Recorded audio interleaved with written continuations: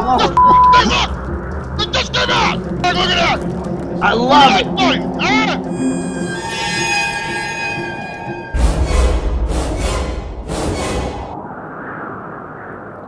And we're back for another exciting episode of After Hours. I'm Dave Palumbo, and Mr. G is in the studio with us today, back again.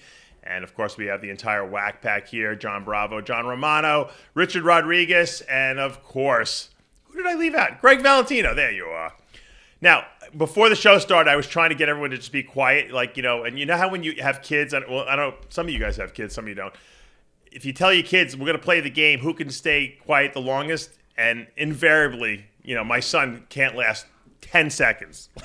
Like, guys, no talking until we start the show. We got to run the commercials. You got to do reverse psychology. Every person messed up. Tell them to talk. You got to tell us. Guys, I want you to talk the whole time, and then we won't. That's right. I didn't say a fucking word. Yeah, that's right. Because John, you've already learned. You were that kid as a kid, not anymore.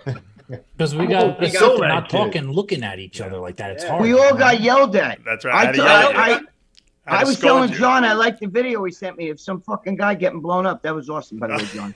That was, you know what was cool about it is the two guys that were on him were trying to stop him from pulling the trigger. I would have ran the other way. And all you saw was like scalps and pieces of the fucking guy. And, what country was this? Where was it? I knew you'd love that. I thought you would. Thank you for not sending it to me. I'm appreciative. I really didn't want to see that. So there's only one guy I send that. Yeah. All the Mexico, you know, assassinations, heads blowing up and shit. Yeah, we go back and forth. I send that right to Greg. He loves it. John, what country was this where the guy got blown up? It was one of those Arabic probably countries, Mexico, right?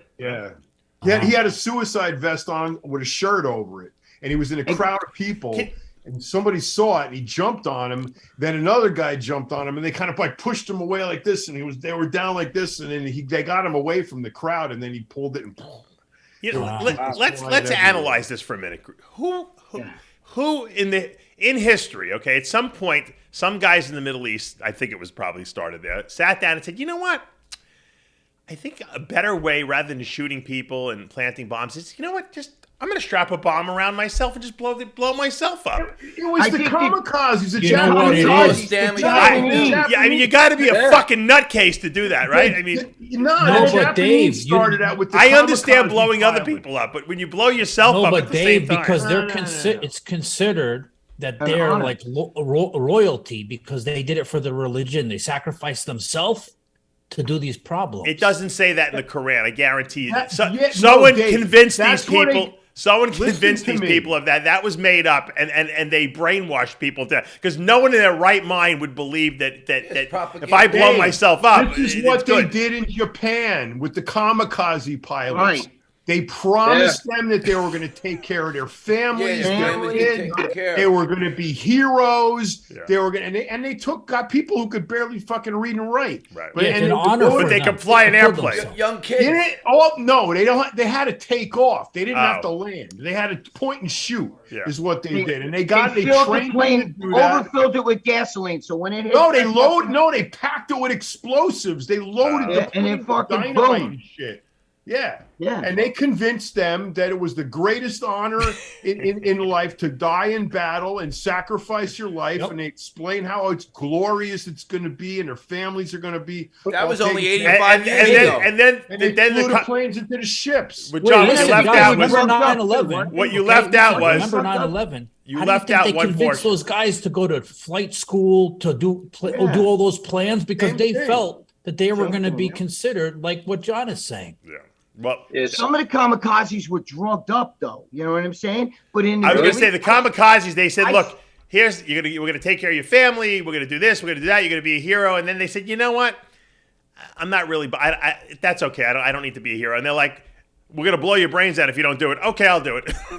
Dave, John and I have seen videos where there's young children, like your daughter's age, that its fathers wrap the fucking bombs around them, send them out, and they go run into this crowd, and they tell them, when you get there, you just pull that string. Right. And they believe that it's an honor for, even if they send their kids, they believe that the kid is going to be like like an angel now up in wherever the heavens. Well, as Jimmy the Bull would say, they've been videos. indoctrinated. That's serious indoctrination. That's brainwashing. Oh yeah, they take their kid. I'd say, how come you take your kid? You do that to your little 10-year-old girl. Right. Why don't you fucking run over there, you cocksucker? Why don't you go put fucking strap it to you? And you know what I mean? But they do it to their own children. Yeah. It's crazy. It's great. I understand war and everything like that. Look, there's wars. I'm not for war, but when there's wars, but when people do, I mean, people do some crazy stuff. I got news for you. Dave, John and I send videos back and forth to each other. And if you think they're bad, the cartel makes them look like child. Really? Like, you guys are children's sick. play. We've seen them I've seen him tie a guy with his legs open and have a pit bull eat him. Yeah, remember that? The pit bull eating his. You guys watch something like that?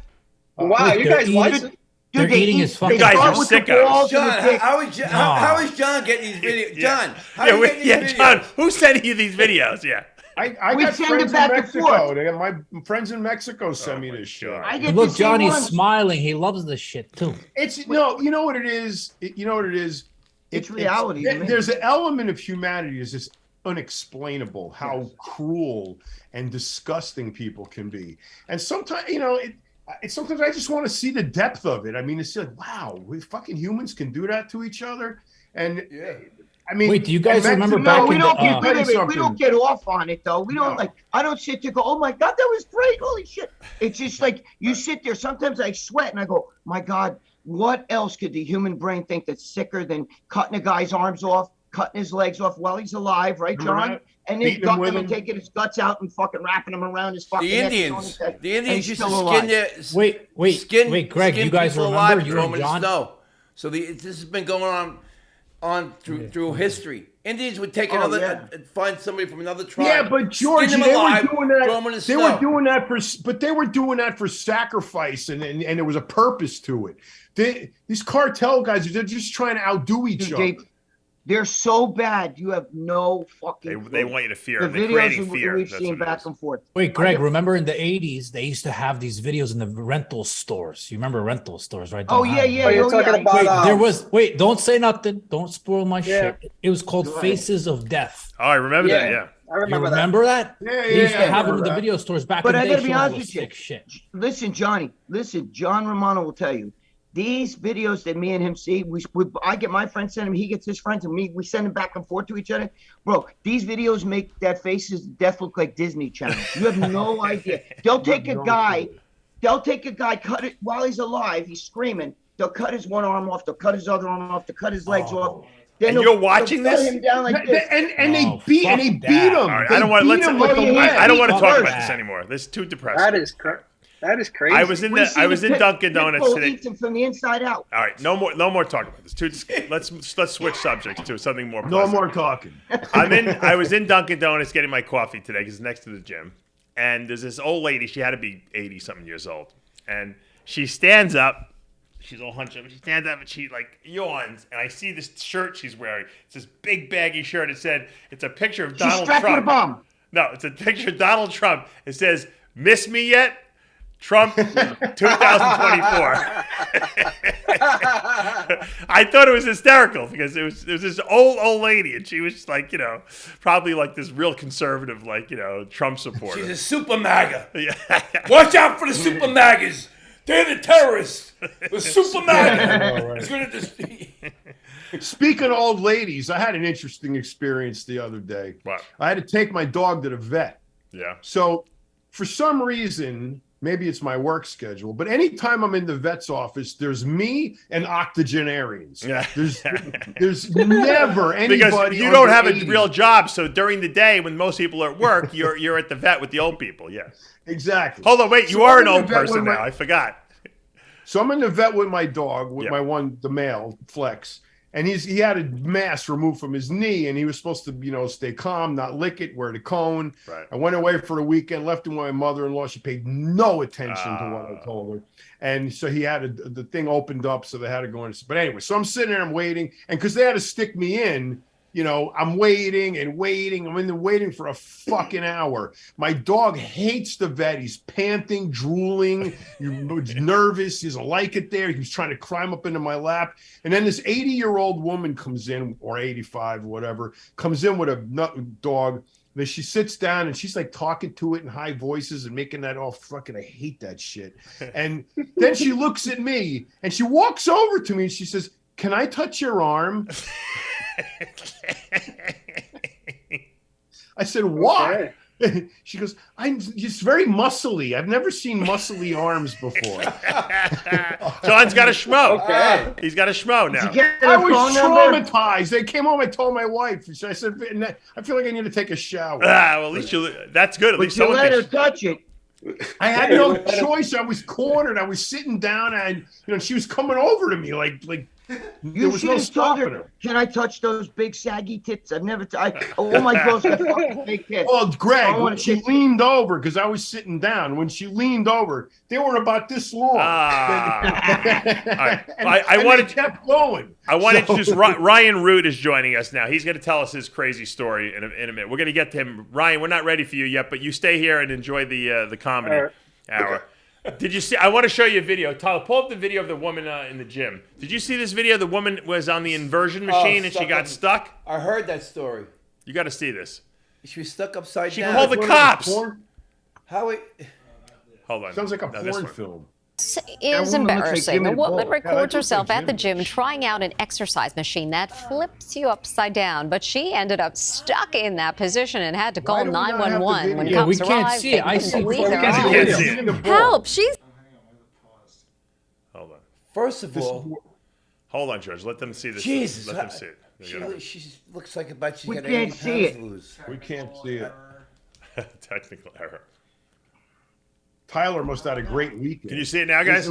Yeah, he's liberal. They don't want to see it. Okay, you can That's see it. a woman? A woman records herself at the gym trying out an exercise machine that flips you upside down, but she ended up stuck in that position and had to call 911 when cops arrived. They couldn't believe their eyes. Help! She's stuck upside down and she can't get up. I'm stuck in this reverse, back decompression thing. It happened at a 24-hour gym in Ohio. Christine Falls went to work out with a friend. They were the only two members there because it was 3 a.m. Hey, Jason! But her buddy Jason was in the next room lifting weights and couldn't hear her. Jason couldn't hear her. After hanging upside down for 6 minutes, Christine calls 911 on her smartwatch. Oh no, it's a Tyler. With the Apple Watch. She's stuck on something called an inversion table, which is used to loosen the spine. Oh shit, she was skinny when she went too started. far, and I'm just stuck upside down, and I cannot get myself right side up. After 12 long minutes of her blood rushing to her head, 12 minutes. finally She probably did it for attention to 12 long minutes. And look, it took just a probably couple did it for seconds How the cops to get get into her the gym? That's upright. what I want to know. Easiest rescue ever. And here's Christine today, right side up. As soon as my feet were back on the ground, I mean, I laughed at myself Hey, Greg, all would day you fuck long. her? She had a minor headache afterwards and felt a bit fuzzy. So, will she ever get on that contraption again? Probably not. This is so embarrassing. Christine says people have been asking why she posted such an embarrassing video, but she says sometimes she's Westchester. That's it. You know what's so weird about the whole thing? Who would fuck that news lady? She was there with another guy. Like, I know the guy couldn't hear her, but eventually he would have come into the room, don't you think? Yeah, after 12 long minutes. But it wasn't maybe stuck. they were having She S&M couldn't lift sex or herself something. up. Right. She could not. That's why she should have never been on it. She couldn't lift herself up. You know when you go fishing and they hang the fish, the shark from the big. That's what it looked like. She looked like a shark hanging off that thing. She's too big to go in. I mean, it's not someone and that at does 3 it all the a.m. time. no You know? less. It's not like she's one of those CrossFit people. Isn't there like a weight limit to that toy? She probably looked at it and she was like, she didn't read the instructions or anything. I don't think you're supposed to do it alone. That's what the problem. I have one downstairs. Let me go read it and see what it says. We're all fat shaming. Greg has one under his table. Greg, I was just gonna say that. I was just gonna say we're gonna get all kinds of hate. At least she's in the gym and she's trying. No, you shouldn't go on that thing if you don't use it ever. No, you don't go on it if you're alone. That's dumb. Can you picture? Can you picture Mr. G with her trainer? Get your fat ass off that machine. That's not an easy machine to get out of anyway. I'm not helping you. You gotta be. I mean, even someone really fit to lift themselves up is not easy. George would be telling him, I'm not helping you. Get your fat ass up on your own. This is what you're supposed to be here to do. Come on. Right? Tell him, George. Yeah. No, I mean, come on. George would be like, I always said that those gyms, those 24-hour gyms, are dangerous if you go alone and you don't know what you're doing because you could get hurt. You know. But that didn't even look like a gym. That looked like that's somebody's basement or something. No, it was a 24-hour gym. You guys remember that video I posted of a girl who got killed on the freaking Smith machine? Yeah. Oh, what happened? He's got all those videos. Tried doing box squats on girl a got bench, killed. 405 on it, and she unracked it and she started going. I had to have sent you that. I think I sent it to you, didn't I? The bar came down. 405. And what happened, Johnson? Yeah. Wait, let him finish. I want to hear. What is she doing with 405 on the bench? Good question. What is she? Wait, did she snap? What did she do? Snap her spine, John? Yeah. Snapped her neck. Yeah. The bar. She went down. She went down forward, hit the bench, and then the bar just 405. Slammed down, and she broke. Holy fuck! And who was fucking filming that? The guy stood there. Holy. The shit. security camera. But she had an 11, 12-year-old daughter. They were watching her. It was terrible. Oh my God! It was a horrible scenario. Yeah, horrible. Yeah. Who was the bodybuilder dude that was in it was a black dude. He went in a crowd like they were all waiting for him. He came out. He just won a big bodybuilding show, and he did a fucking flip, and he snapped his neck. You know who that was? I remember that. I don't know what his name was. Yeah, we put that up on. He was a pro. I think he was a fucking pro. I think he just got his IFBB pro card. Yeah. And he's like from Africa or something. And they were all like fucking standing in a room like this. And he went in there and he went to do a fucking flip, and he snapped his neck right there because he landed wrong. He landed on his face, and you heard it snap. Wow. I wouldn't put that conversion machine in a gym anyway. Not in a 24-hour gym. It's a dangerous thing. It's what's the purpose? Anyway. It's an inversion machine, not a conversion machine, by the way. I said conversion. Yes, yeah. Because yesterday I was surfing. I went surfing at New Smyrna Beach, right? Yeah. You could drive. It's the most consistent surf break in the whole East Coast. You could drive your car on there, a regular car. Yeah. And there's a she new swam surfer right next by to you. you, right? So it's really shit. So when you take the wave in, there's only like an inch deep of water. Mm-hmm. So I see the guy fall off his board head first. Right. So I tell him, listen, you can't do. You're gonna snap your neck when you're taking off on a wave and fall. You have to slide like you're sliding into base. Right. Because then you'll fall on the back of your head and then you'll be fine. Gotcha. You know, so you save someone's life potentially. Well, I was telling him. I was telling him what to do. Very nice. All right. Well, Jimmy the Bull is supposed to be here, but I'm going to play the clip anyway. You know why? Because we'll play it again next week if he comes on the show. I don't know. He's probably working or something like that. Wait, Dave. Mr. G, did you remember to start up the Camaro today? Wow, you're teasing him? He's here. He's got to go back and do it. It's a good thing I didn't come anyway. My fucking tires. I didn't even know. They were bald? Both back tires. They had like 5 bumps in them. Oh, boy. The guy goes, "It's a miracle how you've been driving with it like that." You have an angel on your shoulder. I always said that. Now let me just set this clip up. Jimmy the Bull obviously believes that the moon landing is a hoax, right? And the Artemis, this Artemis rocket thing was delayed. So Jimmy thinks everything's all bullshit. But one of our listeners, listened to one of our old TV shows, and he might have found a contradiction in Jimmy the Bull. Let's play this clip. Tyler can pull it up. There it is. Jimmy looks hot there. This is from Greg, I sent you that video. Oh, you did? Yeah. All right, don't look at it now. There we go. Oh, here we go. Really good, touchy. It was the first color television program in the United States. There's a good trivia question. I remember watching black and white TV. He played SEAL Test Dan, the Muscle Man, and Ed McMahon actually played a clown. Imagine that. Perfect role for Jimmy's glass of wine he's got there. I actually remember watching Neil Armstrong step on the moon. I was at my aunt's house. What does that have to do with Dan Laurie? We talked about TV in black and white. That's what you think of it. And I was actually in my aunt's house. We were all hanging out, eating and drinking. And we watched Neil Armstrong, step out of the capsule onto the. You don't believe that was made up? Like that? Some people think that was a movie. Yeah, I heard it was staged. It was a whole. I don't think so. Well, what did he answer to that? I don't think so. You think they really landed on the moon? I think so. Yeah. Okay. Now, like a movie. Yeah, I heard it was staged. It was a whole. I don't think so because. I don't think so. You think they really landed on the moon? I think so. Yeah. Okay. Now, what did he say? He said, "I think they really landed on the moon." Is there more? No, that's it. That's good. There is more. You know what he's going to say? That's 12 years ago. He's going to say that was 12 years ago. I've changed my mind since then. Right. The new evidence. Blah blah blah blah. By the way, that was when Cole just had gotten out of jail. Our friend, may he rest in peace. But that was the first time we got him on the show. Can't believe him and his. I mean, crazy. Greg, did you watch? So Jimmy the Bull. You know what? I'm trying to watch it. It's saying it's frozen. Could you send it to me a different way? Can you watch it another time? We're doing a show here. You really have to watch that now? Wait, let me go start the car, Dave. Yeah. All right. Let's get to George. Go start the car. Hold on. Before we get to Ryan. Ryan Root. When were you released from prison, Ryan? January. January. Okay. We're going to get to the whole story in a second. Ryan did a podcast recently, and Richard Rodriguez sent it to me, and he was offended because Ryan claims to have made the most money in the history of selling steroids, and Richard got pissed off because he's the guy who had made the most money. Is that right? Yes, sir. John? What? Let him send me the video. I'm sending him. Are you still looking at another video? Here's my thing with this. Okay. I owned a lab too in Mexico. I know how the deal works.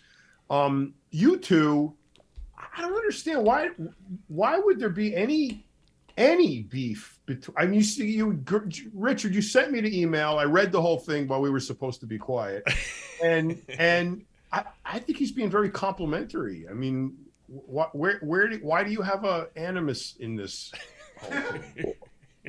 Well, no, it's not animosity. It's really more so about the truth. It's like, if you're trying to falsely say things in hopes of acquiring viewers or monetize your lies is one thing. But just be truthful. Do you think maybe he just believed that was it? He didn't know what your full thing you made. Maybe he didn't know your story, though. Yeah, your gross income was. Wait a second. Back up. What was the lie? What's the lie? Well, that he was the largest ever in U.S. history. But that's not what he said in the email. He said you two together. The largest ever in U.S. history on the podcast. When he was on the podcast. And then, on the podcast. And then he comes back and saying that there's no real way to figure out based on his email. Hold on, Richard. Let me ask you a question. What's this subscribe below thing you got on your screen there? What are people subscribing to? Let me. Oh, there you go. All right. Yeah. So Dave, before we continue, Richard, it's a dick measuring contest. Wait, hold on a second. Wait, before we continue this conversation, I have something to say, okay?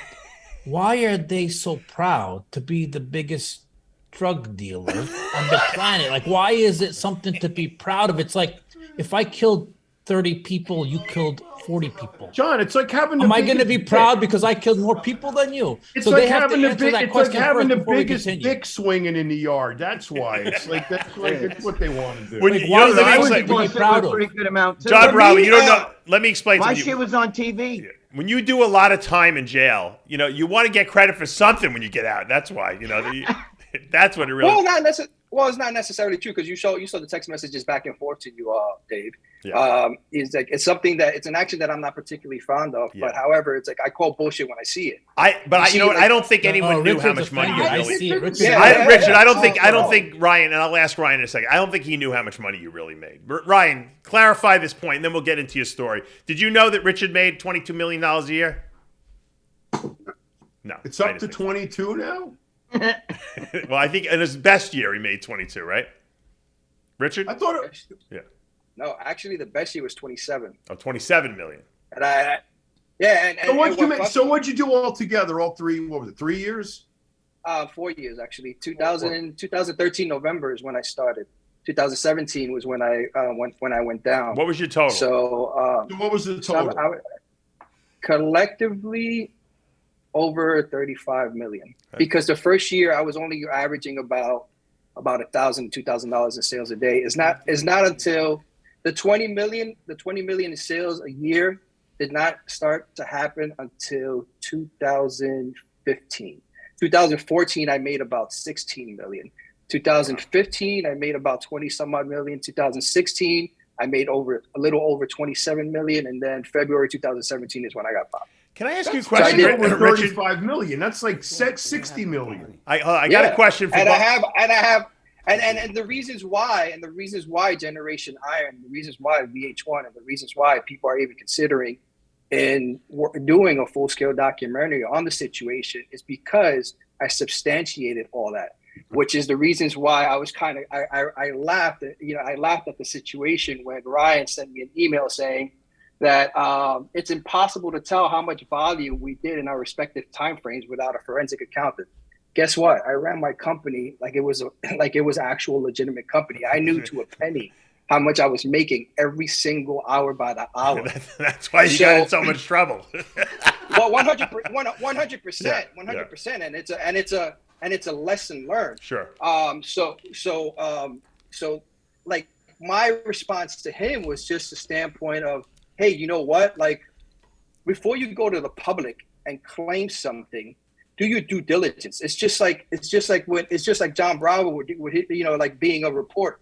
He's not gonna be launching a video and claiming something without having exculpatory evidence to confirm what it is in which he's stating. I'm not gonna go out there and say, hey, you know what? I was the largest ever in U.S. history, without having to be able to substantiate that. Did you pay taxes on that money by any chance that you were making? Fuck yeah. You were paying taxes as if you were running a real business, which exactly. That's good. Rich, you have to give the money back. What happened to the money? They took all his money. You took all. They took all your money. They seized it. They took all that shit. You and listen, I had those fucking records. hold somewhere and put $1 million in a coffee can. I mean, no. We'll talk offline. All right. Let's cut to Ryan. Ryan, you got out in January. How much time did you do in prison?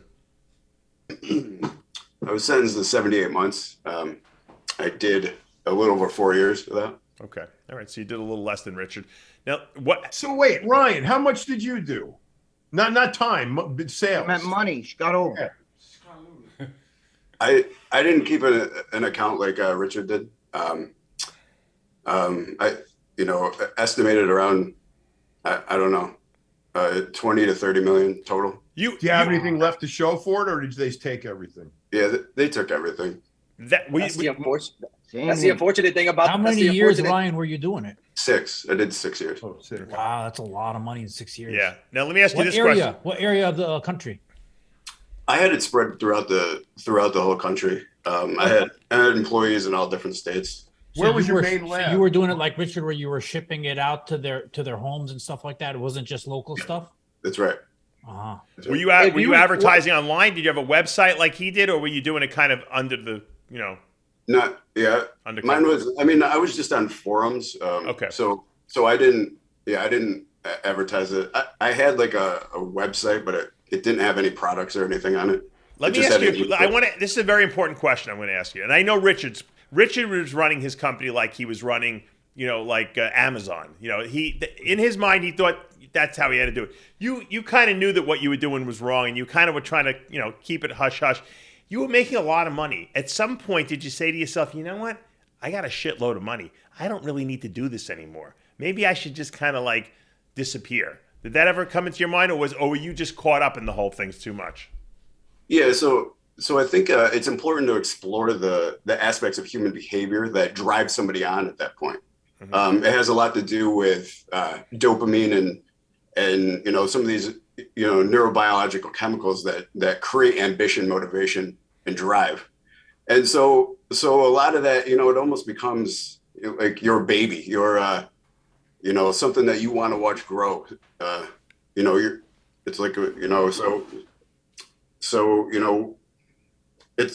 it just drives on motivation. So it was like an addiction. You couldn't stop. It's almost addiction. It's almost addicting. Were you buying expensive things like Richard was? Were you buying crazy cars and houses and shit? Yeah, not to the extent that Richard wasn't. At some point I want to mention that it is an honor to talk here with Richard, and I do absolutely respect him and what he did. All right. Well, he now forgives you. Let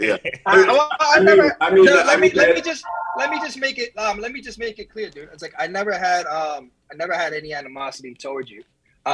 It's just like the reasons why I posted that response to your podcast is because a lot of the individuals that come to me is to to say the truth. on fake natties, on things in general in the industry. So, when that transpired, it wasn't to like showcase animosity. It was just like, hey man, get your facts straight. Mm-hmm. You were fact checking them. That's all you were doing. Right. Exactly. Yeah. Okay. It wasn't like, hey, you douchebag, right. Blah blah blah, and all that other stuff. And it's like, I don't have any ill will towards you because you're a statistics guy, Richard. You like your statistics. You're right. Okay. Plus, we're all drug dealers here. Yeah. All of us are drug dealers, and none of us. We all got busted. We all lost all of our money to the cops. First of all, my thinking was I was in with cops. Half of them were buying the fucking shit from me. So I'm thinking like, dude, but who's gonna bust me? I used to sell joints when I was 18. Hey, Ryan, how did you get caught? George was a marijuana dealer back in the 70s. Oh, we used to sell joints and mescaline, when we were younger. Remember those days hanging at the Village Green? We said you're dating yourself, my friend. No one knows what you're talking about. No one knows. Seriously, Ryan, how did you get caught?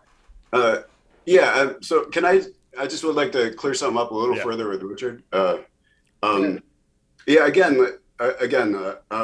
All due respect and everything. Like I definitely defer to you, and what you created was absolutely incredible. And so as far as like the titles of the podcast and everything, it kind of, it starts off as one of the largest, because you're right. I didn't completely check facts, and I don't know ultimately in the years run the total amount. You obviously kept better accounting than I did. I didn't know the total amount to say that it was the largest, but the titles just kind of develop into that over time. It was clickbait someone used to sell the podcast. You didn't make up the name, right? Yeah, but you know what, Dave, listen, Ryan, I have to give you credit because you guys don't understand. I know those boards, and I know how the sales are made on those boards through emails, through postings. You know how hard it is to get that amount of sales, 30 million on the boards alone, no website, no clinics, no nothing. You got it. I give him credit. Who was fielding all those emails? There's no market. There's no marketing except for just word of mouth and being on those boards, and that's it. Yeah, and those boards aren't even searchable, Dave. Like you have to get on this motherfucker. Oh, there he is. So do you get a cop? Did a purchase from you? How did you get caught? So ultimately, it happened. It started 2 years before I was actually indicted. I had the whole operation compartmentalized. I had it in different states, and I had it that way for a reason, so that if one portion of the operation got busted, the whole thing wouldn't go down. So I had different people with different jobs in different states who didn't know each other. Did they know you? No, they didn't know my name. They didn't know where I lived. Good. They didn't, except for a few of them did. The problem was when I was transitioning to this model. Yeah. There's still a few people left over who knew everything. That's what you got. So what I used to do is I'd have chemists in one state, right, and they would make just a lot of product, and then they would actually ship it. We'd bubble wrap it and vacuum seal it and put it and ship it box by box to a shipper, and they didn't know each other. Right. In there, somehow one of the vials broke and leaked through the package, and the post office was able to open it just to make sure that it was nothing hazardous. And then they found what was in there, and they sent the DEA to the shipper's house. And that was a mistake I made. After that, I devolved a system. They have clean houses to send products to. Hold on. Hold on. If the cops went there, after that, there was an after that. You got away with because that? This didn't.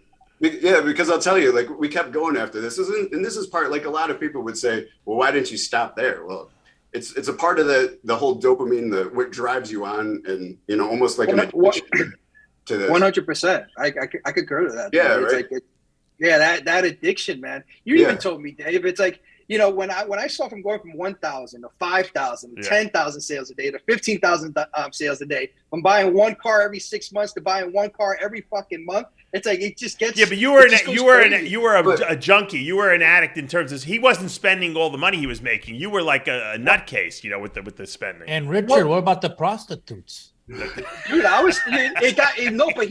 but Dave said it best.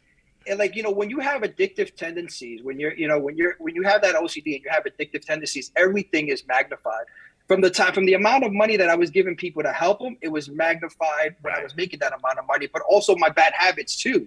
So it wasn't like I was just helping people 10 times, at 10 times the scale when I was making all that money. All my desires were at 10 times the scale too. So I did not just want to have a wife and a side piece. I wanted to have a wife, a side piece, and 3 different women a week.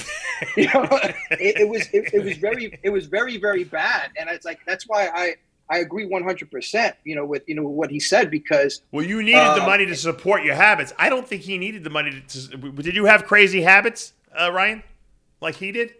I mean, yeah, I was an addict at the. I'm an addict, so I had problems with different substances. Oh, you were doing drugs then while you were doing this? Yeah, I mean, not the whole time, but off and on. Like I would go on these benders, and then I would. So one of my things was lavish vacations. Like I would do these, Vegas, South Beach, London, Cancun. I would just go and do these extravagant vacations. Like where would you stay? Like what hotels and what would you spend? Just whatever the top hotel around was, and it was VIP tables at the top clubs. Listen, nowadays on social media, so many people are addicted to that kind of shit. Yeah. Dude, I had you all beat. I did it for 9 years. So you didn't spend it. Years. You were a cheap. Yeah, but Greg, you were a cheapo. I made some millions of dollars, but I didn't make no $20-30 million. No, you didn't make that much money. When you would go to South Beach, Ryan. Hold on. When you would go to South, what? Before we continue the story, I know we're gonna lose Jimmy the Bull. Jimmy, I gotta play a clip for you. I gotta stop the story here. Play that clip again. I want you to watch this. How do you know you're gonna lose me? Because you'll leave. I know you can't. If you're not the center of attention, you'll leave. Jimmy, here we go. Jimmy, I want you to listen to this. I don't want you to talk till the clip's over. And have an open mind here, okay? He's not gonna listen to you. I got my thumb up there like I always got. Yeah. For your time too. I don't remember that one. It was the first color television program in the United States. There's a good trivia question. I remember watching black and white TV. He played SEAL Test Dan, the Muscle Man, and Ed McMahon actually played a clown. Imagine that. Perfect role for Ed McMahon, right? I actually remember watching Neil Armstrong step on the moon. I was at my aunt's house. What does that have to do with Dan Laurie? We were talking about TV in black and white. That's what made me think of it. And I was actually in my aunt's house. We were all hanging out, eating and drinking, and we watched Neil Armstrong, step out of the capsule onto the. You don't believe that was made up? Like that? Some people think that was a movie. Yeah, I heard it was staged. Like it was a whole. I don't think so because I don't think so. You think it was they really landed on the moon? I think so. Yeah. Okay. Now, why would they lie? I mean, Well, why does anyone lie? Yeah, but what are they gaining out of it? He gave the United States the look that we First of all, we were in a rush with Russia at that time. Maybe we couldn't make it, so we figured we staged the whole thing. Yeah, but they would be all over us if we staged it. And maybe they were part of it. No, I doubt they might have been in on it. All right, anyway, Dan. How do you answer that? He hung up. Wait a minute. What was I saying? Did I say? You didn't hear it? Didn't you hear the clip? I heard it. So we went a race with Russia and shit. You said there's no way it's a hoax. I asked you. You said what would they gain out of making it a hoax? Yes, that's what you wrote. You said why would it be a hoax? What would they gain out of that? So you went from believing there is actually a moon and that we landed on it and that it wasn't a hoax to this shit. How did that fucking happen? This is more remarkable than Valentino growing his arms to 27 Change his inches. mind. Well, I don't know, Dave. Where did Ryan go? You must have did a lot of digging, Dave. One of our viewers, I can't take credit for that. One of our viewers, he sent it to me. Jesus, how the hell did he find that? I don't know. You'd have to go through. Web sleuth. Yeah, how the fuck did he find that? I don't know. We have very good fans who watch the show. They're very loyal. They know where everything is. Yeah, you gotta watch out, Jimmy. The fucking internet follows you around like a fucking never leaves, bro. It never leaves. Whatever you say is fucking permanent forever. You just stepped on it. Yeah, I see that. Holy shit. Why would they fake it? I mean, what would they do? I think it looks like it was edited. He said, no way, we did it because the Russians, we were in a race with Russians. Hey, he got me. got me, guy. Where he is. Yeah, Tyler, pull this clip up. Hold on. I'll send it to you. Jimmy, pull up this clip Jimmy sent to me today.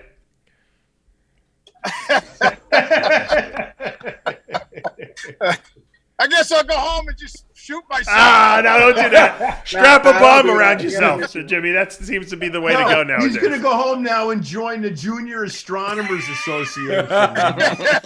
Wow. I was on my way to the electrician's house. My fucking breaker box got water pouring in it. I paid the guy $1,000 to fix it.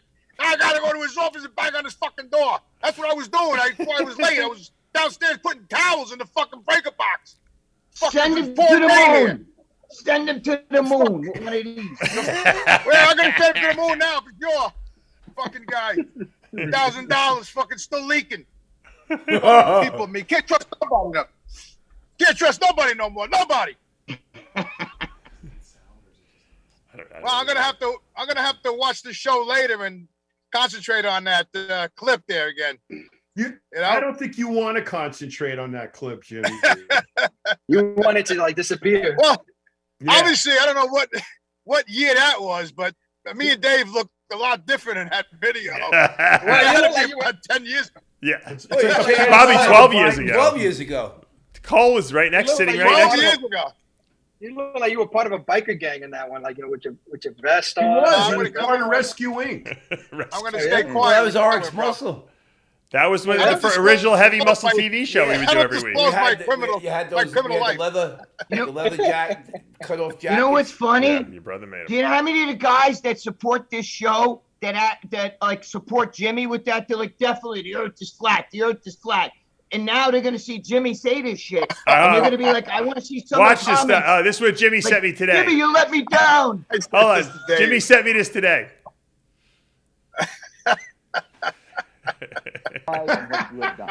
Richard Nixon on the phone. In our prayer. Yeah, there. Wow. You know what Richard Nixon's saying? Jimmy, the earth is round.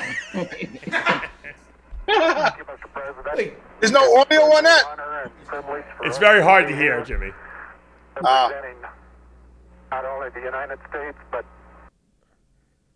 yeah, Wait, did Jimmy know he didn't know we were doing the thing without him in neither? No. That's weird. Yeah. He sent you that. He clip sends me that all day long. He sends me clips about the moon and the flat Earth and everything. I thought you were gonna send one of him doing the floors. No, he does it all when the time. When he was. Did Ryan leave us? Doing the floors.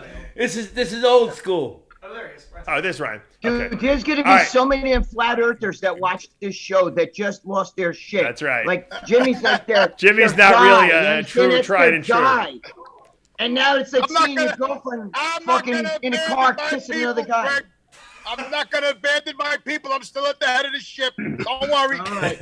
Not going to let it This is down. like, Greg, this is like one of those old Joe Biden speeches that they don't want to see anymore. Yeah, right? Yeah, and then some son of a bitch dug it up and Yeah. put it on the fucking news. He changed his mind. You only get- Look, No. you change, John, the only you difference change is your mind. the You're not news allowed. don't cover the old No, Joe Biden thing. Hold on. Right? Once you get more informed, he changed his mind. Like a rhino.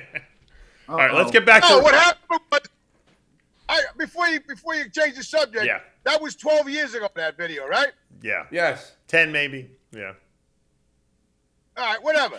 So I told you that 8 years ago, that's when shit happened. My mom and all that crap. And that's when I started going into a deep research and a Right. deep depression. Oh. And I started researching all that. That's what happened. Right. Your Before that, I glasses was got like everybody lighter. else. Your glass lenses got lighter too as you aged. Yeah, I like those sunglasses. What happened to those, Jimmy? My sunglasses was fucking pouring rain here. There's no sunshine here. Who the fuck are you? No, those ones that you were wearing on the show, though. I like those. You got to bring those back. Which ones? He meant Biker fucking glasses. Oh yeah, I don't know what I did with those. I lost them He looked- along the way. He looked like Dave Palumbo's muscle in that video.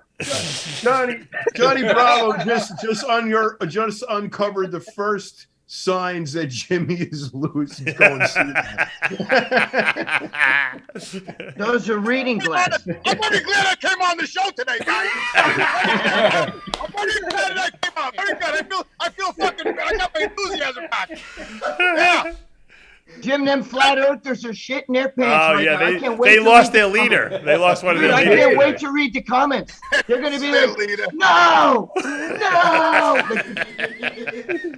Jimmy, you're their leader. You got to say something fucked up. You got to tell these guys that's not true. I was under the influence back then. I was drinking wine. I was a fucking sheep like everybody else at that time. That's hey, at least Jimmy's admitting that he was wrong. See, Jimmy's admitting that he was wrong. He was wrong, and he became informed. Maybe he's wrong now. Maybe he was right. And now he's wrong. But he's not afraid to admit that he was wrong, and now he found out the truth. But Georgie, it's backwards chronologically. I know, but that's how he. But that's how he feels. That's called it's called dementia. That's how he perceives. Fucking George is the only one defending me on the fucking panel here. Everybody else, you guys want to throw me to the dogs, man. That's right, Jimmy. Because one guy left a comment said you and me are dumb. Mr. G is reading the comments now on all the videos. He's upset about it. So we can rebut. So I had a rebuttal for each one of us, and so we can have an opportunity to rebut the negative. You want to rebut the retards in the comments? Why not? Yeah. You're wasting I feel like a fucking piece of chum. You're getting ready to throw me in the shop. Jimmy, this one's for you and me. For Jimmy and Mr. G. It's amazing how dumb Jimmy and Mr. G are. Right. The author is dry. That's D.R.Y. George, there's a whole article written about me. Google Greg Valentino. The first thing comes up, the most hated man in bodybuilding. There's one for you, Greg. Don't feel bad, bro. Didn't I write that? These dinosaurs have no clue to what it's like to face. God, he's got notes. He took notes on all the comments. Too much false confidence from Juice and watching too many Rocky movies. I'll ever be a bodybuilding fan, but not a cringer. Then these guys think muscles make them tough. Greg sounds like a fool. That's Chris Bueller. I said all that. But I don't want to. I go back and comment. I say Greg is a fool. They should throw him off the show. Dave, you must see some of the shit I write on there. Dave doesn't read the comments. Yeah, let's go back to Ryan because I'm fascinated with the whole Yeah, operation. me too. I want to find out how he got caught. Now, Ryan, hold it. Let's take a step back, Ryan, because I gotta go before you get take a step back because I'm all fucking drunk. You fucked me up. Now I'm getting the fuck off. Wait, no, Jimmy, wait. I told you once it's not about him, he's going to leave. I told you. He gave us the Irish goodbye. He's my father. He can't be on the show if he's not talking. The Irish goodbye is you don't say goodbye, you just hang the fuck up. I do that all the time. All right. Back to Ryan. Ryan, you were actually caught twice, right? You didn't get arrested once. You were arrested twice. Tell us about the first episode. How did that happen? The first arrest. That was the leaky bottle. No, it wasn't. No, it was a different charge. It was a different charge. No, it was, okay. So now I'm totally confused. Tell us the story from the beginning because we kind of went backwards with this. Give us the beginning. Yeah, Start with the leaking bottle because that's where I left. No, he's before that. That's later in the game. Oh, okay. So yeah, I was a local dealer for a decade in my local city, and I became one of the top dealer in my local city for. What area? What area? This better be fact checked. Richard, check him. Right. Yeah, I was one of them. One of the. Where are you from? Upstate New York. Okay. Where? Binghamton. Oh, okay. Binghamton. Okay. I know where that Binghamton, you know. You still live up there? I didn't know there was that many bodybuilders up in Binghamton. You got a big university over there. No, I know that. Yeah. You got Binghamton. You got Cornell up there in Ithaca. Wait, you still live up there, Ryan? Yeah. Okay. You guys are neighbors practically, Greg. No, I live in Westchester. Yeah, but that's not that far. No, he's way up there. He's 2 hours. Yeah, Binghamton's like 2 hours. Binghamton's like way the fuck closer than any of us. That's true. All right. You guys are in Florida, so. All right. So okay. So I was a local dealer, and I did a really short bid in a local state bid in 2008 for the same thing. How'd you get caught? That was a CI. Like somebody just brought a cop right to me, and I sold to him. What'd you sell him? What exactly, or just? Yeah, was that what was like? Was it a lot of stuff, or no? Was it like just? No, it wasn't too much. And just being a local dealer, I didn't have like a huge stock at that time. It was peanuts, really. Right. And I just did, but I did get a 2-2 sentence, so I got 2 years state prison and 2 years post release. But in lieu of the 2 years, I did a shock program. So I did a Willard shock program. So it was I just did about 6 months total. That's a lot of time to get for like a couple like local personal use buys. Yeah, it is. It was a second felony because I had a felony DWI when I was 21, and then like 5 years later I got that, or 7 years later I got that. Oh, so it's like two felonies. 2 felonies and 10 years is automatic state prison time. Oh, is it real? I didn't even know that. Now, so it was like an enhancement. Guys, for your information, state prison is not fun. That's not federal prison like that's like where I went, which is like Camp Cupcake. Was that a tough time you did? Yeah, it was because first we went to Elmira Reception, which is full of everybody. Just it's kind of like Brooklyn, like you guys were in Brooklyn. FDC Brooklyn. Yeah, it's kind of like that. Like it's just everybody's there. So you got from murderers to just everybody. And then the shot camp is full of parole violators. So you still had like murderers and really guys who did serious time who violated parole. And then in lieu of going back to prison for the rest of their sentence, they do the shock program and then come back out. What is the shock program? What does that entail? It's just like boot camp, like a military boot camp. Oh.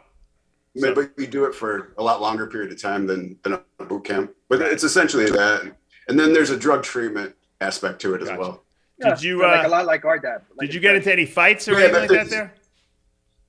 No, you weren't allowed to. If you got in a fight, they would jack you right out and then go make you do the rest of your sentence. So nobody actually wanted to fight. No, I'm talking about when you were in actually state prison, when you were in there. Did you actually do anything? No, because I was only there for like probably 3 of the months. Oh. And we were actually locked down that whole time. So right. Gotcha. All right. So you get out of prison, and how do you stay? Oh yeah, I'm going to start selling steroids again. So that kind of came out of necessity. I got out. I applied to a lot of jobs. I'm a biochemist, and I still, with a felony, with 2 felonies on my record, I applied to a lot of jobs. And it also had to do a lot with. I didn't really understand at this point how the economy worked, about how to create value for yourself, and really establish a unique skill set to be able to create value for myself. So it, I had to do with, I didn't know what else to do. And that's part of the problem. That's a lot of the problem with recidivism, is that people don't know what else to do. Right. 100%. Why did you do like a supplement company? You married at the time? You were smart. Wait, did he have a relationship? Were you married? Did you have family, kids, anything, or no? No. I don't have any kids or I've never been married. Were your parents involved with you? Were they really hurt and stuff? What are you doing? And yeah. Okay. Yeah. Why did you try to do like nutritional supplements or something like that? A lot of guys do that when they, I did. Well, that was after actually I was indicted for the feds. I opened a supplement company, and then I had to shut that down because I went to prison. Actually, just so you guys know, we actually hence the reason why I didn't have any animosity towards him, because his supplement line, My Custom Protein, was actually on Shark Tank, actually. Yeah. And it was featured in Forbes magazine. So, he had a plan. And one of the things that I definitely commend him is that he had a succession plan. The only thing about it was just that, when your time is up, your time is up. Yeah. Now, let me ask you this question. Why would you try to go on Shark Tank if you're like this big steroid dealer? Wouldn't that be? That's what I don't know. Isn't that kind of like too much like attention? To you? Yeah. What was the question again? I'm sorry. Why did you try to go on Shark Tank, knowing that you were doing a lot of illegal stuff and that might draw attention to you?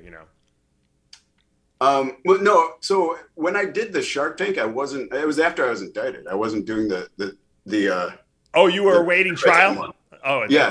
So there was an article written that the facts were kind of a little, the timeline was misplaced. Oh. It was like in the article it was written, it was assumed that I was still had my anabolic steroid empire when I went on Shark Tank, and that's inaccurate. It was actually after. Gotcha. Because I started this like Richard, and that's why I really appreciate how he talked about his succession plan. So part of mine was real estate and and to start this supplement company. And so I started it right before, and just like Richard said, like when your time is up, and I got indicted right before I could actually open the supplement company. Well, I had nothing else to do, so after a while I was waiting on pretrial for like 2 years. I just opened the supplement company. Right. And, Gotcha. Now, did you say they took all your money from you? Did they take it as soon as you were arrested, or did they take it after you were, convicted? As soon as I was arrested, they froze all my bank accounts and seized all my houses. How much money did you have in the bank at that point? Just about, I probably only had I spent a lot of it, so I probably only had like $500,000 or $600,000. Okay, and how much? Different bank accounts. How many houses did you own? 4. Oh wow, where were the houses? They were all pretty much in upstate New York, because I was using them to rent them out as rental income. Oh, I see. Okay, so and they were like multi-family houses. How were you buying the houses? Did you have actually? How were you like legitimizing the cash in the bank and stuff like that? I'm gonna get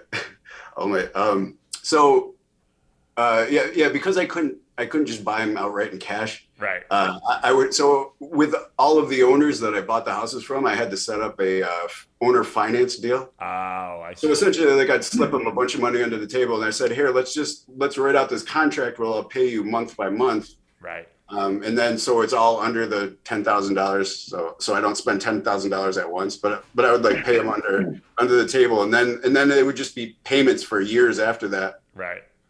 When in reality I wouldn't owe them anything, because I gave them enough. You were laundering cash the under money with the homes, using the homes as a way to launder the money. Right. Don't tell the government that. Yeah. Now, you must have had stacks. Hold on, he must have had stacks of money in your house, right? Because everything you was doing was Western Union, right?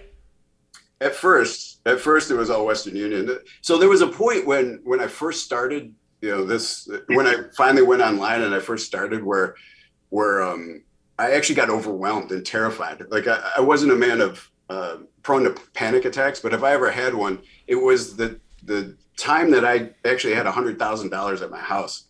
Before that, I had never seen that kind. I never dreamed I would have that kind of money in my hands.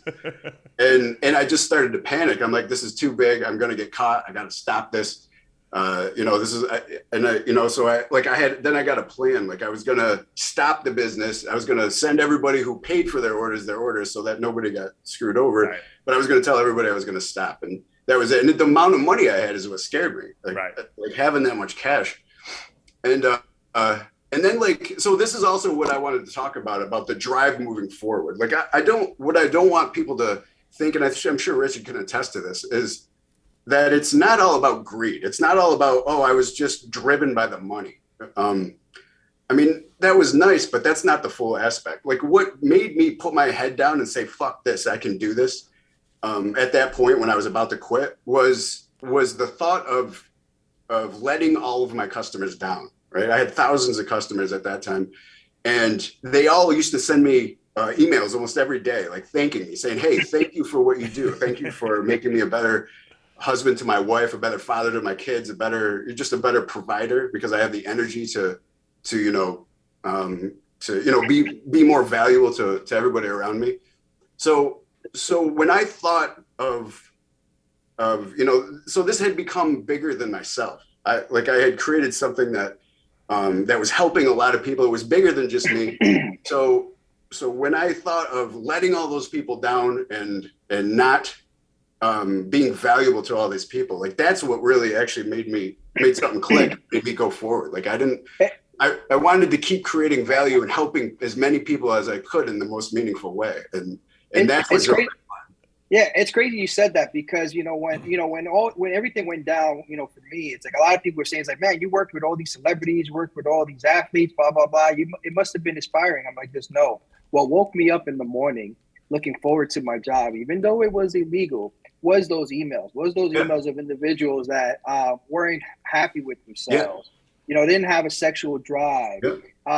And I told him, I was like, look, it's like, I had an X amount of clients, because I don't want to use this show to brag. I was like, I had an X amount of clients, but out of that level of amount of clients, I would say 80% of them were regular people, like you were talking about, that I transformed their lives. Yeah. And when you get an average 20, 30 emails of that a day, of people thanking you, you want to figure out a way to justify your illegal actions. Yeah, right. Well, there's an ego involvement in this. Obviously, there's an ego gratification. You obviously, you don't feel good about yourself, and now all of a sudden, everyone thinks you're the greatest guy in the world. Of course, you're going to feel good about doing that. But Dave, let me tell you, and Richard, I saw all your text messages. There are sometimes people that complained. You should have seen Richard's responses to those people who fucking complain. What'd he say? You know what I'm talking about, Richard? What do you say, Of course, John?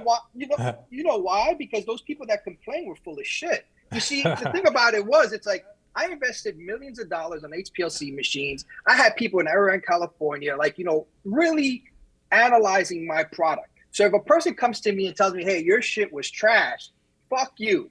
It's like, it was. That's how you responded to him. Go fuck yourself. But wasn't Gilberto Mundo selling fake versions of your stuff though for a while? Yeah. I think a lot of people got screwed over by that. Yes, the 100%. So, however, the people that would come to me and tell me, hey, because I first would start off saying, okay, what's your order number? And if I would see who the order number originated from, that's when I would be an asshole, like John Bravo saw in some of the emails and text messages, or I would be diplomatic and be like, hey, I think I know where we went wrong with this particular order. Yeah. In other words, I didn't want to tell him, hey, you know what? There's some fucking douchebag that's a rat in my, in my company that's tampering with products. So it's not like I was an asshole to everybody. I was an asshole to the people that I knew that the orders originated from me or originated from one of the operations. Let me ask Greg something. Greg, when you hear what these guys are talking about, and you were in totally different, 100% different. You got to remember, I was dealing with street dogs. No, I know. But are they just rationalizing their drug dealing mentality? I mean, yeah, absolutely. Look, to me, it was the thrill of the hunt. You know what I mean? Yeah. It was the thrill of things. I'd go out, I'd be dealing with fucking some of the Latin kings who would fucking kill you and shit like that. But we were getting shit, legitimate. We were doing Astera shit. This was the '90s, so it was different from what you guys were doing. You know what I mean? We were getting shit. And moving stuff like you would not fucking believe in big quantities too. But you know the guys that was in with Dave, some of them. And, we were dealing with bricks. I mean, bricks of fucking Stera shit that were. You guys were doing it before the internet. You were delivering it. Oh, yeah, there was no internet shit. You were delivering the stuff, Greg. Right, these guys would make it, but I didn't deal with Joe Matarazzi in the gym. We're like, hey, can I get a bottle of Test? You know what I'm saying? No, but Greg, that brings up a question because Ryan, I don't think he got into this. Were you manufacturing your own stuff? Because you said you were a biochemist background. You didn't say if you were making your stuff. He said he had a lab from suppliers or both. You see, these guys had labs putting their own labels and shit and having Joe Matarazzi's brand of fucking testosterone. What was Ryan doing though? That's what he was doing. That was doing. I started off reselling British Dragon products. And I can appreciate the 90s because the late 90s and early 2000s. In my podcast, I talk a lot about the ethos, the zeitgeist of that time in the bodybuilding community about how there's really only 5 major brands that you could deal with at that time because nobody wanted to deal with anything that wasn't a name brand that they recognized because there was so much fraud going on. Right. And largely, one of the reasons I was able to break through is because I hit a sweet spot right when UGLs were just starting to kind of be accepted. There was a few. I certainly wasn't the first one. Right. But they were just starting to the whole ethos started to shift because you couldn't get the other stuff. That's why it became cheaper to make. Back in the 90s, it was hard to find anything. And then if you did, a lot of it was fake because it was so difficult and expensive. A lot of people tried to fake. But see, we were getting legit shit. I mean, I was getting Steris. Dave knows the whole deal because Dave was in with some of the guys. Dave knows. Yeah. But the thing is, we were getting it so cheap. I could get a bottle of Test for $8. Steris Test. That's from a pharmacy. Yeah, and I could sell it I wholesale it for $50 a bottle. Guys would buy it all day, all night. Yeah. And the difference is I was dealing with fucking bad people, from the underground. You know what I mean? We'd be in fucking the Bronx, New York City, Washington Heights.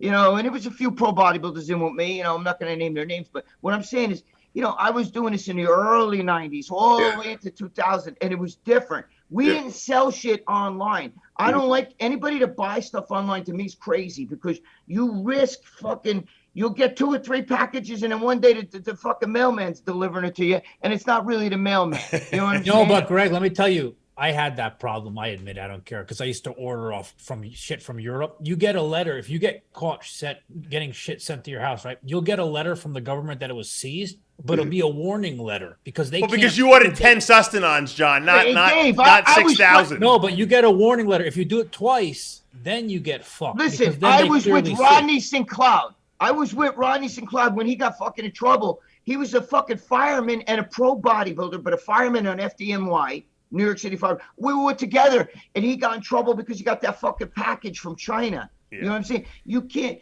You guys, I tell people, don't. I mean, I don't want to fuck on anybody's parade here with the, with the business, because you guys ran it like a business.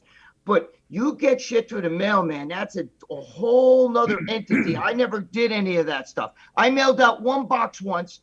And I had to a friend, but my friend in Florida, you know who it is, my boy Paulie. Yeah.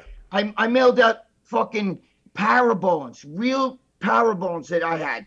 And the fucking guy at UPS, I gave him the box, and he grabs the box and he shakes it, and he goes, dude, there's broken glass in it. And what it was the ampules were banging off each other, you know? And I said, no, it's not broken glass. It's fine. Just send it. And he's like, I got to open this up. He goes, I can't send this with fucking. Greg, didn't you put them in bubble wrap? Yeah, I did, but you could still hear them knocking each other. Oh, my God. So I jumped over the counter and I grabbed the box out of his fucking hand and I got the fuck out of there.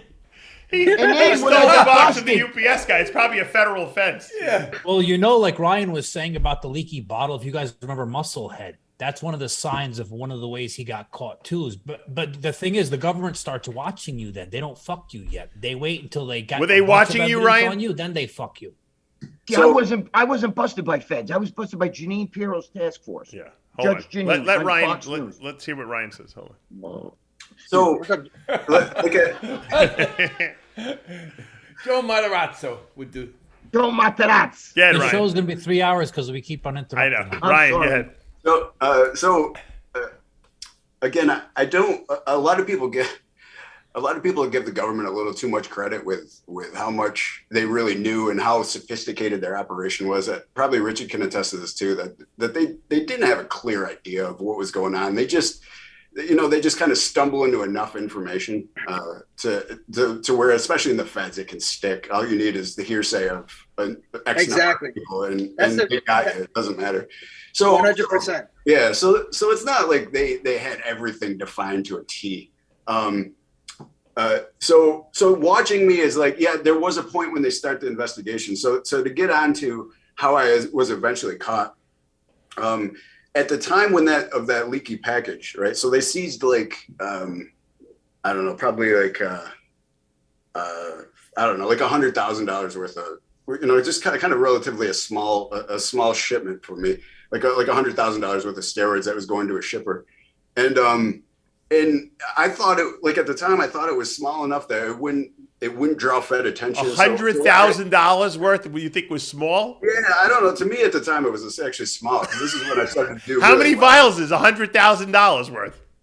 What was it? Probably like it was like 400 or 500 vials or something. Okay. But so you're looking at it from a retail price?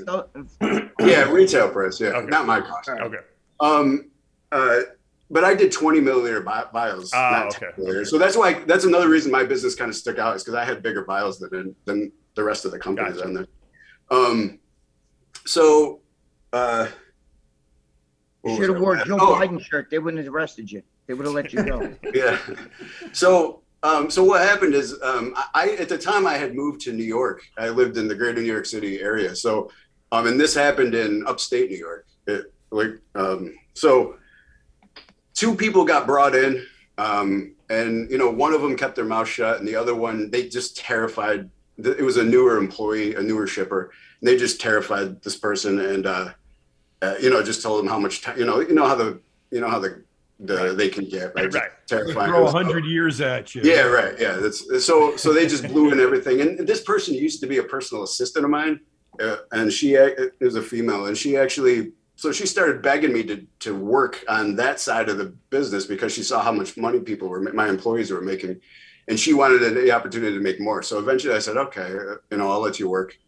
They terrified her, and because she was my personal assistant, she was one of the few people who had too much information about the whole business. So she just kind of blew everything in. But I got a lawyer for the guy who didn't say anything,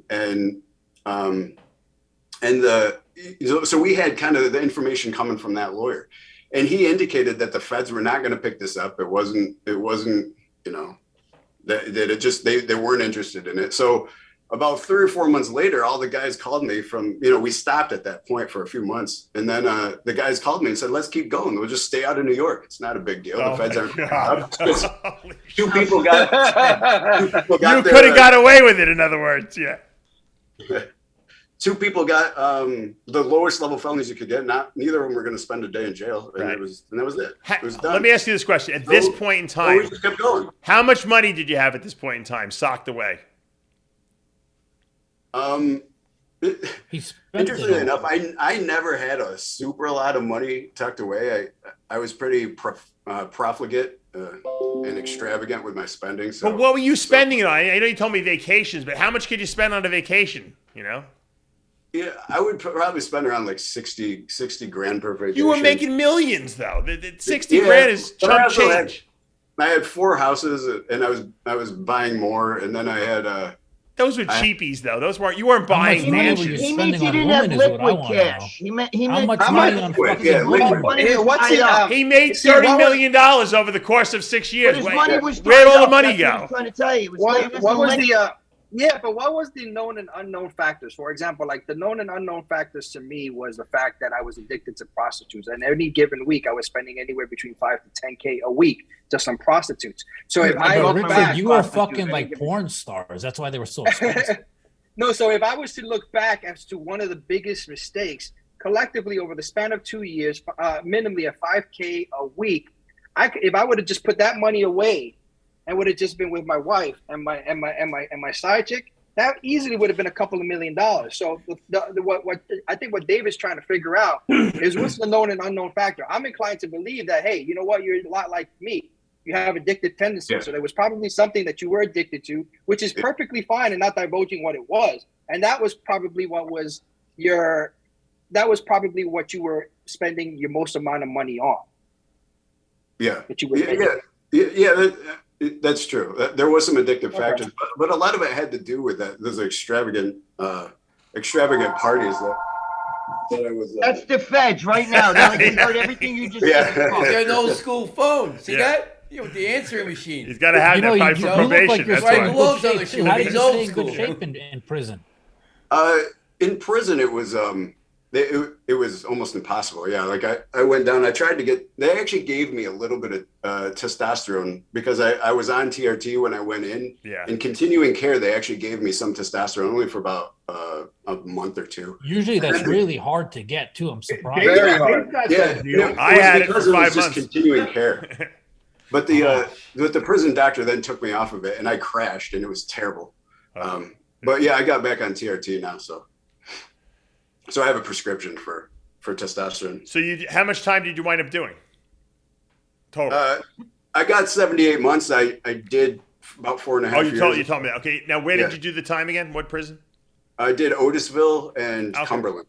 Okay, that's not that tough. Camp Cupcakes. Yeah, those are not bad. Those are not bad places. Otisville, that guy from Jersey Shore was in Otisville. I was there with him. Oh, you were? Yeah. Sorrentino. And I was there with, remember the Firefest guy? Yeah.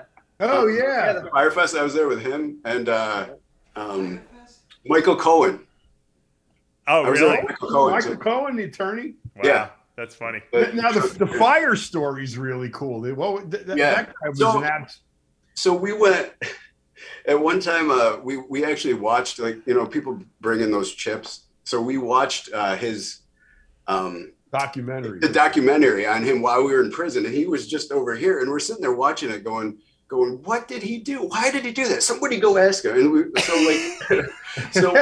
went over and woke him out of bed. We're like, hey, why did you do that? Why did you do this at that point? Tell people what the guy did so people know what you're talking about. Yeah, I don't know. The Firefest? Yeah. Yeah. he was going to throw this ultimate VIP party weekend on an island. And biggest disaster ever. So he created the social media following and really marketed it really well. And he got a lot of influencers. Yeah, he got all these influencers, massive from Ja Rule, models and shit. Yeah, people that never even didn't even go to the party. Yeah.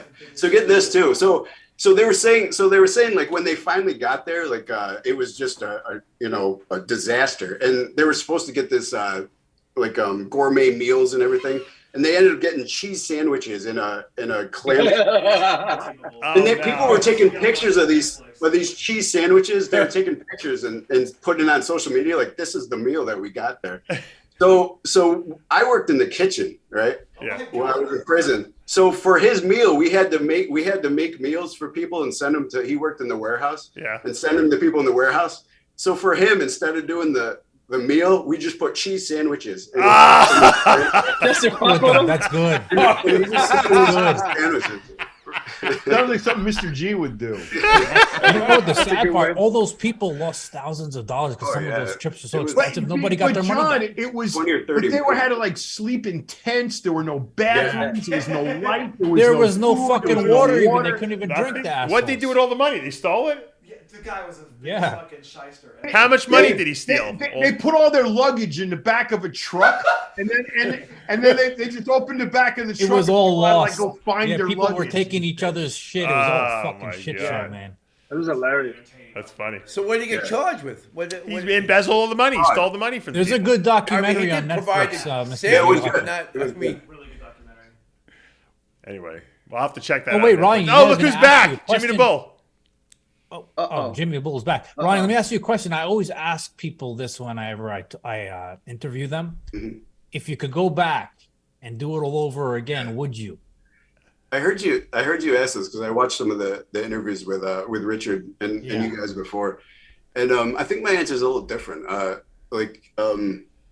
So as sick as it may sound, all of these events shaped me into the man I am today. So as sick as it may sound, if I could go back, I wouldn't take any of these things back because I'm a better man for it today. I have a lot more experience, and now I know how to navigate the economy and life a lot better. So I wouldn't take it back.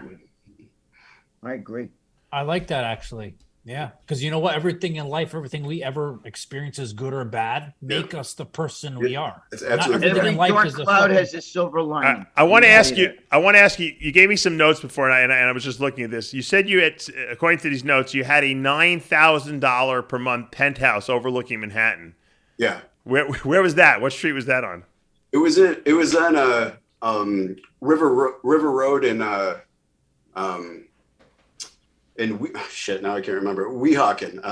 I lived on the Hudson side of Jersey. Right. Okay, I know where that is. That's nice. Weehawken's That's beautiful over nice. there. Yeah. That was how long ago, Ryan?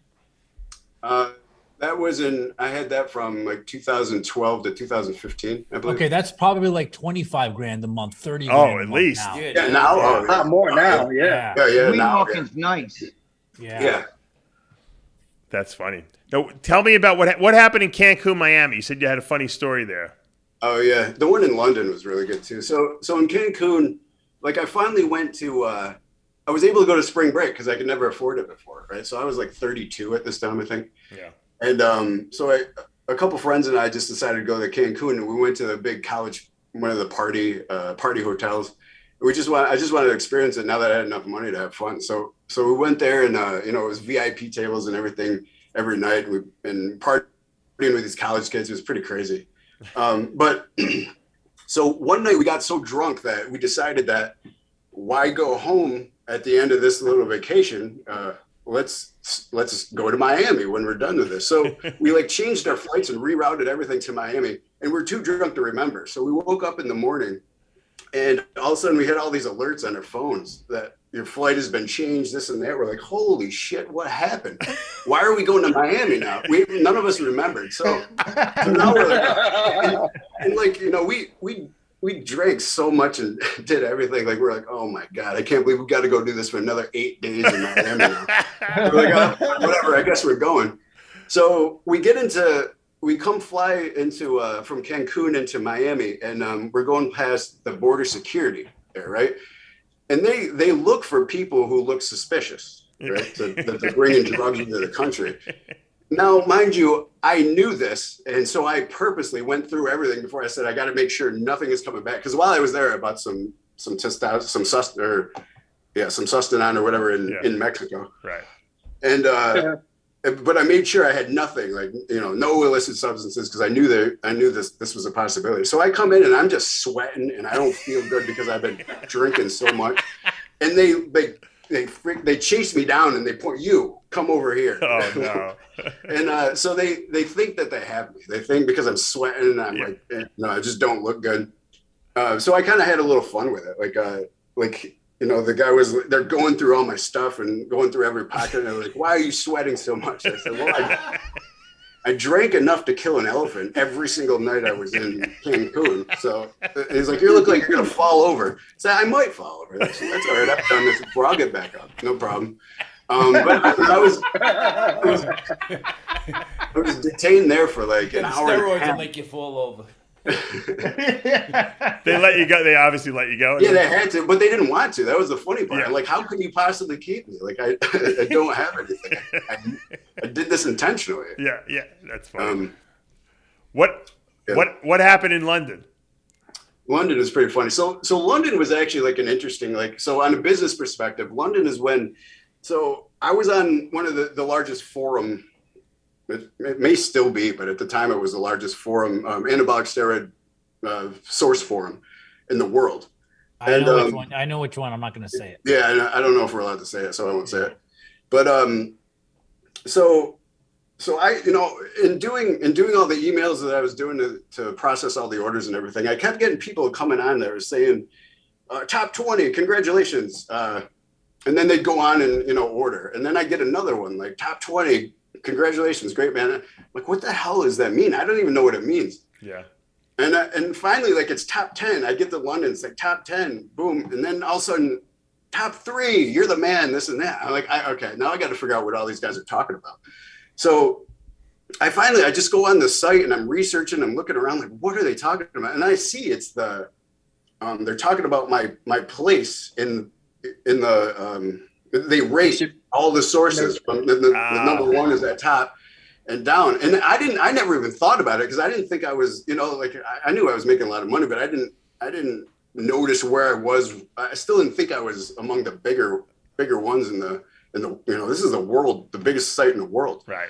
So they did it by country, but they also did all sources combined in all countries in the whole world. Right. And I hit number 3 in the world when I was holy shit in London. Wow. So and that's when just everything just kept just blowing up more and more. It was crazy, like the amount of volume that came out of that. But the funny story, like London is fantastic because especially if you're American and you go there and you have some money to throw around, like everybody in London, like the wealth gap is much more significant over there than it is even here, right? So most people don't have a lot of money. So we would go into the bars and there's actually a lot of people, a lot of girls hanging out at the clubs in London. Most of them are immigrants. And they sit there and don't drink because nobody has the money to actually drink that night. So when I would go there and just offer everybody drinks, and then nobody tips there either. When you tip the bartenders, they pay special attention to you. Right. So I mean, we had such a good time in London. If you're American and you have some money to go around, it's absolutely incredible. So I went out one night by myself because my friends were too wasted the night before to go out. So I went out by myself and I'm just, attracting a lot of attention by spending a lot of money and just buying, the entire club drinks and things like that. paying the bouncers off just to make sure that everything's okay. Yeah. And then, so at the end of the night, the club's closing. I'm like, hey, I want to go to a place where there's some more girls, right? And so this guy outside who had like a cab is like, I can take you to some girls. You want to go drink more and have girls? I'm like, yeah, take me there. I think I'm going to another place, an after hours place that's open or something like that. So he takes me to this, this street in this building, and he kind of leads me in. And we go, and then he puts me in this elevator. Oh no! And just hits the button and said, "I'll be down here when you're done." So now I'm in the elevator by myself, and I'm going to the top floor, and all of a sudden I'm like, "Oh shit, these guys are gonna rob me!" Like I'm thinking, like they sent me up someplace. This is what they do. They grab a wealthy guy, send him up. So I'm sitting in this elevator, right? I'm like, well, they got something coming, right? So I'm like getting all pumped up. I'm like in the elevator.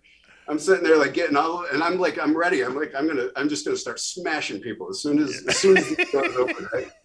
So these doors open, and it's just a line of girls in underwear just standing in front of me. So I come out like this, and I'm just like, and I got nothing. And there's just this line of girls, and then the girl comes up to me and it was like, "Hey, welcome to," I don't even know, it was some brothel or something. And "Welcome to this. Would you like to pick one of the girls you want?" And I'm just sitting there. I'm still shocked because I still kind of had all this adrenaline. I'm thinking that I'm going to get robbed. And I'm just sitting here. Just all I could think to say was, "Can I get two?" Richard's loving this story. Yeah, Richard's like, I want to go to this place. How much for the two girls? What's that? How much did you pay for the two girls? It was like, because everything's in pounds over there, so it was like $750 per girl per hour. Oh, that's a lot. Yeah, that's a lot. It's probably like almost pounds. It's like $2,000 probably, right? Yeah. Damn.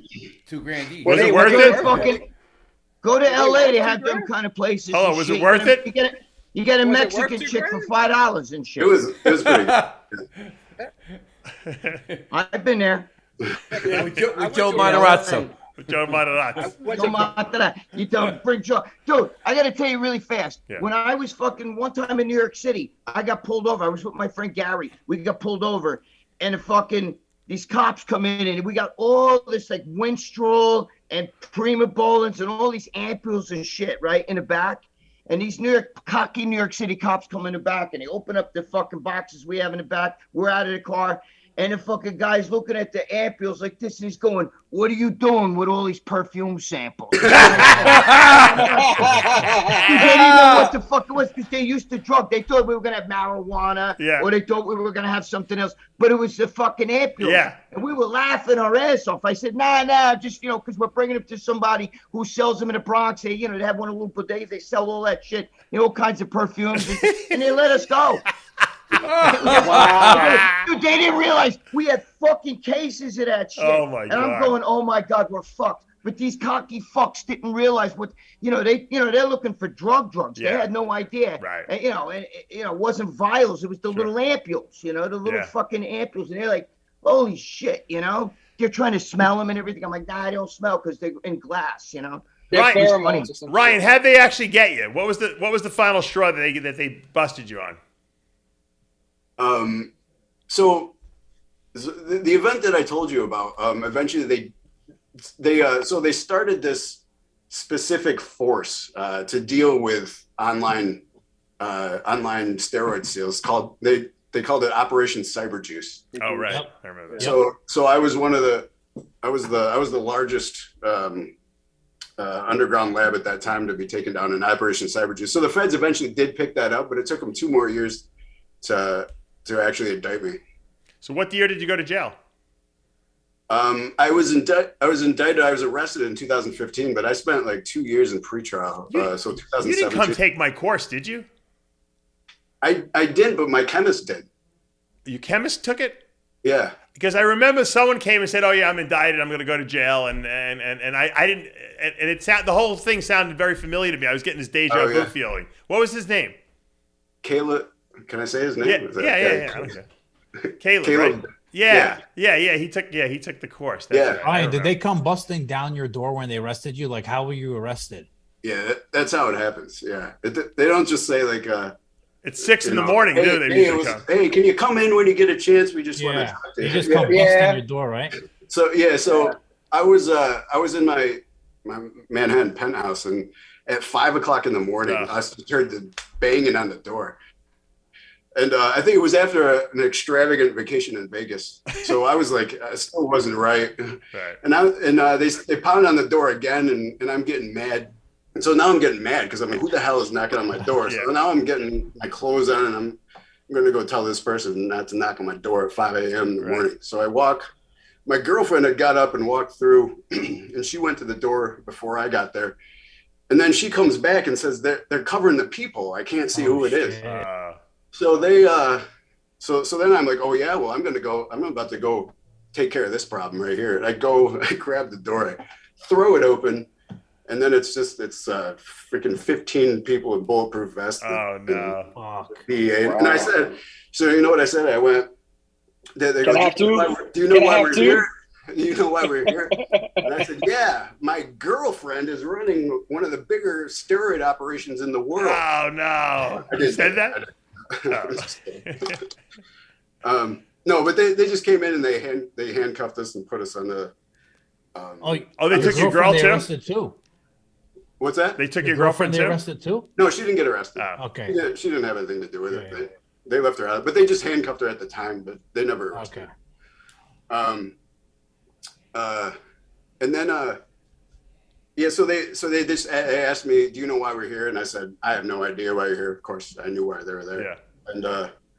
And then the only thing which gave me a moment of solace at that time was all the FBI agents kept coming up to me and said, this is an amazing apartment. your ego is like, thank you. Yeah, I did. I said, thank you. I appreciate that. Dude, when I was fucking busted, it was fucking, they did the same thing. They swarmed me in at the gym. They had me over a fucking desk, and some big black cop had a fucking gun in my head, right? And I'm like, dude, you already got me cuffed. I'm not fucking resisting. And he was like, give me a reason to play your break, because they hated me. Because I used to go to, we would go to the fucking tranny clubs, the S&M clubs, all this fucking shit. We'd be selling the trannies estrogen.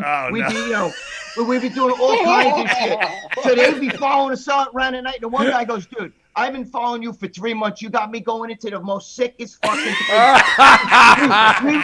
We'd be going to, the fucking vault. And it'd be guys hanging by their nipples and shit. And the cops would be following me there. You know what I mean? And my boy, you know who I'm talking about, Dave? Yeah. My boy, I said his name before, but whatever. And the cop was like, dude, you guys are into some sick shit. You had me fucking. He's like, I'm glad this fucking thing's over because I'm stuck in all these fucking S&M training clubs. You know what I mean? We were up to fucking vault. We would do it John Romano, you know what the real story was? The reason why the cops hated him was because when they had him bent over with the handcuffs, he blew a fart in their face and it was a wet one. That's why. Oh, now you're going to get the guys that fucking write all that shit. Yeah. That's all they talk about. Valentino sniffed this one fart. Yeah. Dave, did they come busting down your door at 5 a.m. too? No, I got the self-surrender, so. Okay. Yeah, I didn't lose. I didn't lose anything. They didn't take anything from me. I paid a $5,000 fine, and I did 5 months in prison. That was it. Even when they first indicted you, when they first arrested you, they didn't come get you. No, because the indictment was in San Diego, and I knew it was going down. And so when my lawyer Rick Collins called and said, "Hey, if you guys indict my client, just can you give us a call? We'll self-surrender at the federal courthouse." So. My chemist got Rick Collins too because you used him. Yeah, he was awesome. Yeah, dude, I knew Rick Collins before he was a lawyer. He was a madman. He was in the movie The Toxic Avenger because they filmed it. The first one they filmed, at our gym, my gym. I didn't know that. And ask Rick about it. And Rick wasn't a lawyer; he was an actor. Yeah, Rick was a fucking in that '80s movie. Lawyers, actors, same thing. He was in The Toxic Avenger. And the sequel. That was a fucking weird ass fucking movie. Dude, that was an X-rated horror film. I showed it at my house to people, and they freaked out. And said, in fact, Big Vinny was there with his wife. Oh, really? Yeah. Dude, ask Rick Collins about that. If you read the fucking credits, that's when they owned Peekskill Fitness Center. It said Peekskill Fitness Center, Peekskill, New York. Wow. And Rick was there every day. He was an actor before he was a lawyer. Yeah. People don't know that. In A Toxic Avenger, ask him. He's in the sequel too, Greg. Yeah, the directors were on Morton Downey Jr. Morton Downey Jr. Remember that show? Yeah. Dude, I was on a Morton Downey Jr. show. He had the guys on. They made a You were on that show with Morton? Yeah, dude, he blew fucking smoke in my face. That guy was crazy. We had a big argument, me and him. And Bill Air. No, what the fuck was his Bill fucking very another famous. Morton Downey Jr. had the craziest show of all time. I didn't know you were on there. But oh my God, Mort. Everyone called him Mort.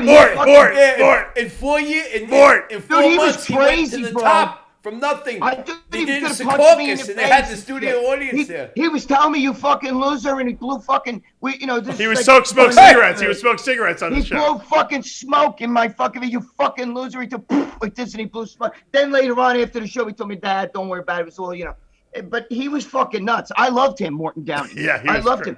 He was right here I in wonder what Secaucus, happened New to him. Jersey. I haven't heard his name. He died. Channel 9, Secaucus, Died New of lung Jersey. cancer. He smoked 4 packs a day. 4 fucking packs a day.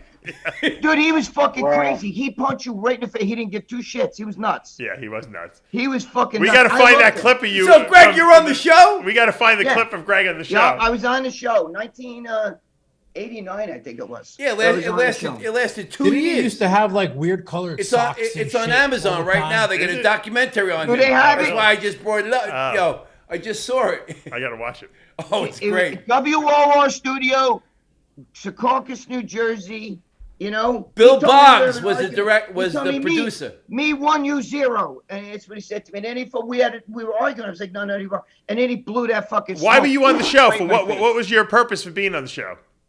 Because I did it. I was for a small time. I worked for the police department, Westchester County Police, and then I also drove a school bus. And he was talking about like that was the show about school bus drivers and how they have trouble with cops. I said, well, I work both sides of that, Greg has been on every TV show in creation. Wait, do you got Morton's number in your phone? You got Morton's number in your phone?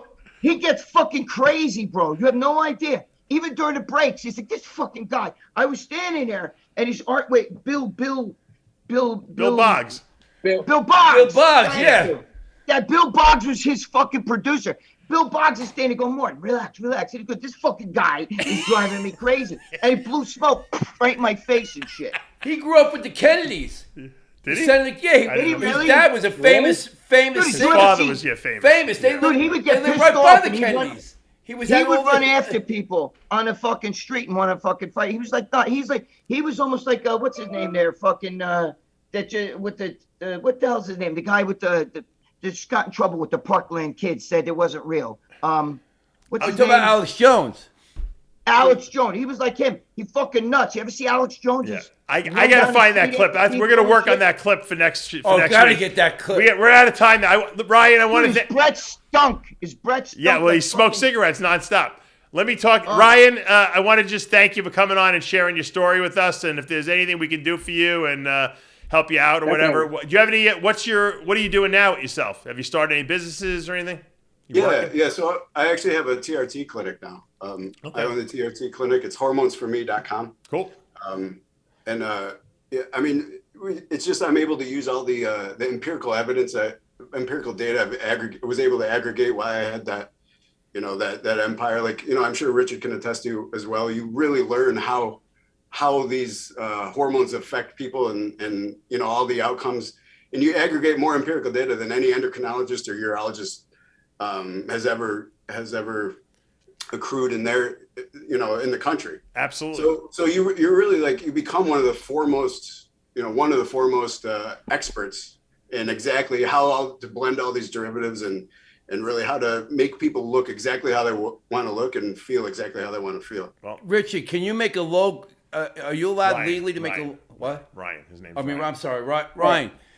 Can you make a low grade to Diana Ball that's legal? Like no, not in this country. How about a Viagra? Dude, you should put that in your cookies. How about a Viagra? You can talk about formulation when we're off the show. I got to wrap this thing up. It's like Yeah. we've been on for 4 hours already. Have we? Yes. Ryan, thank you so much for joining us. And of course, we'll be back again next week with the entire Whack Pack. We're going to find that clip of Morton Downey Jr. Jimmy the Bull might be on the moon by then. We never know. School bus drivers and police officers. I'll look it up for you. I want to thank everyone for joining us, and I hope you guys enjoyed today's episode as much as I did. It was very entertaining. Everyone was great stories from Ryan and Richard and the whole crew. And of course, Greg Valentino. Every time I just think I've heard every Valentino story, he comes up with a new one. He's like Lee Priest. For now, though, I'm Dave Palumbo for the entire Whack Pack. We'll see you next week. Tune in next time. We'll have Joe Matarazza here in the studio. It was an honor. Hey Ryan, when you were in Otisville, you weren't up there with a guy named Gary Michael, were you? Gary